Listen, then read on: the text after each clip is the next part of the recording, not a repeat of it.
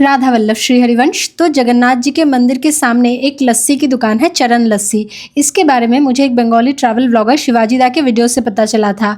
यहाँ की रबड़ी लस्सी सबसे ज़्यादा फेमस है, लेकिन वो वाली उस समय नहीं मिली, तो मैंने प्लेन लस्सी ही लिया था। और दुकान के सामने डेकोरेशन के लिए ये कांच के बॉटल में चंपा के फूल रखे हैं या फिर और कुछ, अगर किसी को पता हो तो मुझे प्लीज़ बताना।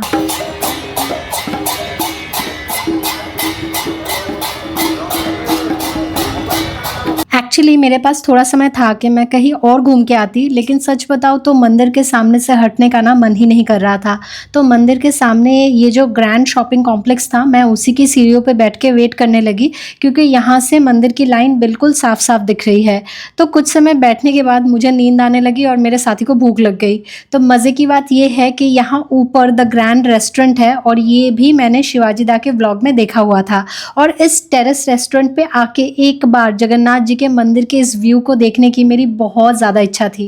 कुछ फेक अकाउंट्स ऐसे कमेंट करते हैं ना कि वाह वाह, भगवान को गले में लटकाए ऐसे कहीं भी घूम रहे हो, बैठ रहे हो।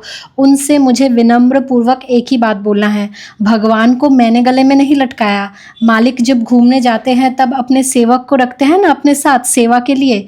मेरी श्रीजी और गोपाल ने भी कृपा करके वैसे ही मुझे अपनी सेवा में रखा हुआ है अपने साथ।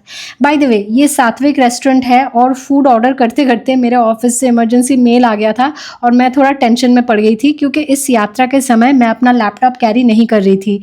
लेकिन श्रीजी साथ है तो लालजू कितना भी अपना माया का जाल फेंके, श्रीजी संभाल ही लेती है। इसीलिए वो प्रॉब्लम ओवर कॉल ही सॉर्ट आउट हो गई। तो मैंने भी एक रोटी और थोड़ा सा पनीर पा लिया, क्योंकि IBS की प्रॉब्लम ही यही है कि ना भूखे रह सकते हैं ज़्यादा देर, ना पेट भरकर खा सकते हैं। इसीलिए मुझे कम मात्रा में बार बार खाना पड़ता है। भोजन के बाद देखा कि अभी भी लाइन कम नहीं हुई है, तो मैंने टेरेस पर बैठ के थोड़ी देर नाम जाप किया, और श्रीजी की कृपा से कल मंदिर के अंदर बैठकर ध्वजा परिवर्तन होते हुए देखा था, और आज बाहर से देखूंगी। इसीलिए मंदिर के सामने आकर इंतजार कर ही रही थी कि इतने में एक रास मंडली आई और बिल्कुल राधा वल्लभ मठ के सामने आके रासलीला करने लगी।